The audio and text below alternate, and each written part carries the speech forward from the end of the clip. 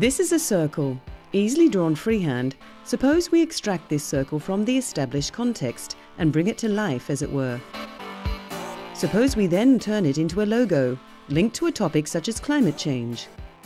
Inside this spherical logo is a wealth of information obtained through exchanges on the topic. Thus, it becomes a source of inspiration and innovation. This treasure of information has not just come about. It is the result of a special experiment. The experiment was launched by IIWE in 2013, a challenging project dubbed South-South Exchanges. IIWE selected 5 world-renowned professors, each specializing in a specific field. Bring in the pros. Professor CDT Morocco, specializing in gender. Professor CSTT Togo, expert in informal economy. Professor NDWTU India, specialized in domestic work. Professor CGT Colombia, expert in trade union rights. And Professor UGT Brazil, expert in climate change. These professors were eager to share their knowledge with 5 very promising students.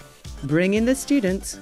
Welcome CNT Niger, CSC Congo, Consowo South Africa, KSBSI Indonesia, CTH Haiti, and CLC Cambodia. Professors and students are not exactly what one calls neighbours, so sharing involved a lot of travelling.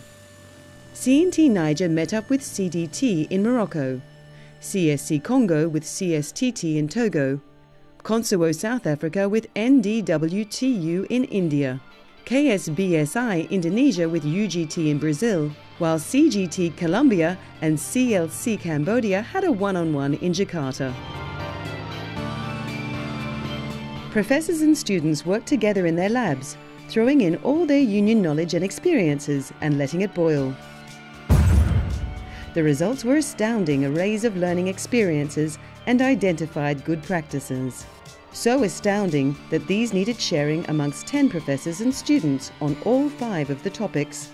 That's what they did in Jakarta in March 2014. This time, all 10 of them threw in all their learning experiences and good practices on the 5 central topics into an immersed test tube. A healthy dose of gender, a pinch of climate change, a good amount of trade union rights, a dash of domestic work, and sprinkles of informal economy. The mixture was brought to boiling point and boom! From the test tube emerged all kinds of shapes, some angular, some almost round. Through the joint laboratory experiment, new forms took shape on each of the 5 topics. Promising shapes indeed, especially since the participants discovered that the new shapes were still flexible.